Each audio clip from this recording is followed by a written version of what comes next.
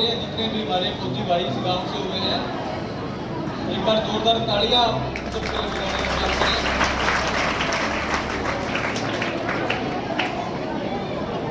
बहुत ही भारत माता की, भारत माता की। अब चुप रहना सभी को, ठीक है। बहुत ही आदर व मान के योग्य आदरणीय महेंद्र सिंह फौजी जी, सरपंच प्रतिनिधि प्रताप दुग्गल जी, आपके स्कूल के प्रिंसिपल आदरणीय शमशेर जी, और जो यूं कह रहे थे कि मैं अगले साल रिटायर हो जाऊंगा, तो प्रिंसिपल साहब टीचर कभी रिटायर नहीं होते। आदरणीय सूरजवान नंबरदार जी, विथुराम फौजी जी, भाई मोनू सरपंच बंगाल, आदरणीय विजय सरपंच जी, खान बहादुर, जोगराम फौजी जी, पवन फौजी जी, रमेश जी, दिलीप जी, राजवीर फौजी जी, सुरजीत फौजी जी, राम सिंह फौजी जी, संतराम जी, रामनिवास जी, जो इस क्षेत्र में लगातार शिक्षा की अलग जगाए हुए हैं, डायरेक्टर लक्ष्य पब्लिक स्कूल,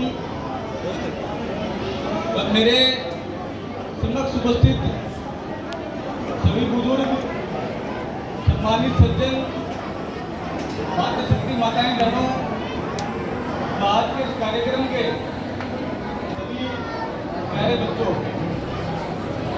सबसे पहले तो मैं आप सभी को आज भारतवर्ष के सबसे बड़े त्योहार स्वतंत्रता दिवस की बहुत बहुत बधाई देता हूँ, शुभकामनाएं देता हूँ शहीदों को, उन सभी बलिदानियों को, और साथ ही साथ नमन करता हूँ हमारे उन फौजी भाइयों को जो बॉर्डर पर तत्पर हैं, चाहे वो सियाचिन के बर्फीले ग्लेशियर हों, और से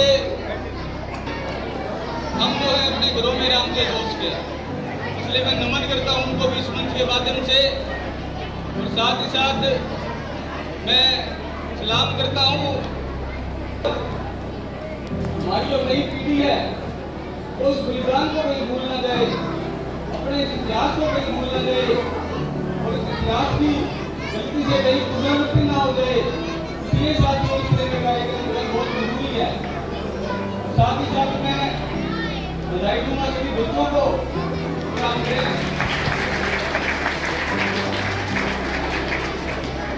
दोस्तों,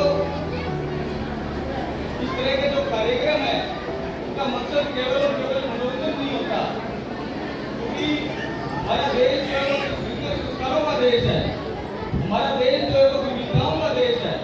हमारे यहाँ बहुत सारी विविधता है, चाहे वो भाषा के तौर पर हो, चाहे वो पहनावे के तौर पर हो, चाहे वो धर्म और मजहब की बात में हो, चाहे वो क्लाइमेट की हो, लेकिन इतनी सारी विविधताओं के बावजूद हम जब एक हैं, मुझे तो एकताओं में एकता का बोध है। यह बोध जो है एकता का भारत को भारत बनाता है, भारत को सुंदर भारत बनाता है, और इस बोध से अवगत करना हमारे बच्चों को बहुत जरूरी है। अपनी संस्कृति पर गर्व करें और जो दूसरों की संस्कृति उसका सम्मान करें, इसलिए साथियों इस तरह के कार्यक्रम जरूरी है। और मैं बच्चों से खासतौर पर एक बात कहना चाहूँगा, बच्चों जब भी आपको इस तरह का स्माइल पर आने का मौका मिले, आप ये मौका दी। तो मैंने ये पूछा था जी लिखा किसने है, तो बोले जी राजेश जी ने लिखा है। उनकी राइटिंग जो है मुझे बड़ी अच्छी लगी, और मुझे भी एक लगता है कि काश मेरी राइटिंग अच्छी होती, क्योंकि मेरी राइटिंग के हिसाब से तो मैं डॉक्टर बना चाहिए था, मेरी इतनी खराब है कि मेरी लिखने को नहीं समझ नहीं आती लोगों की मेरी। तो इसलिए जो काश है ना बच्चों, ये कभी आप जीवन में निबद्ध रहने देना, और कोई भी मौका आपको मिले, कोई भी स्टेज आपको मिले, उस स्टेज को आप कभी मत छोड़ना। एक बात और, मैं हमारे जो भी नई पीढ़ी हमारे सामने बैठी है, नौजवान साथी मेरे यहाँ बहुत सारे बैठे हैं, एक बात और एक लक्ष्य जो है, एक टारगेट हमारे को शामिल करना है, और उसके लिए साथियों में कुछ ज्यादा कुछ नहीं करना। एक तो सबसे मेन बात, आज आप देख भी रहे होंगे कि कैसे अमेरिका जैसे देश अपनी मनमर्जी करते हैं, तो देश की सेहत भी अच्छी होगी। इसके अलावा बच्चों साथियों, एक बात और मैं कहना चाहूँगा कि इस भारत की मिट्टी ने हमें बहुत कुछ दिया है, इस प्रकृति ने हमें बहुत कुछ दिया है। ऑक्सीजन हम प्रकृति से लेते हैं, भोजन इस प्रकृति ने दिया है, जल इस प्रकृति ने दिया है। इसलिए आपका भी फर्ज बनता है कि बदले में हम भी इसके लिए कुछ करें। इसलिए आप समाज सेवा के नाते, चाहे वो वृक्षारोपण की बात हो चाहे अन्य सामाजिक कार्य हो, आप उसके अंदर भी बढ़ चढ़ के भाग लीजिए।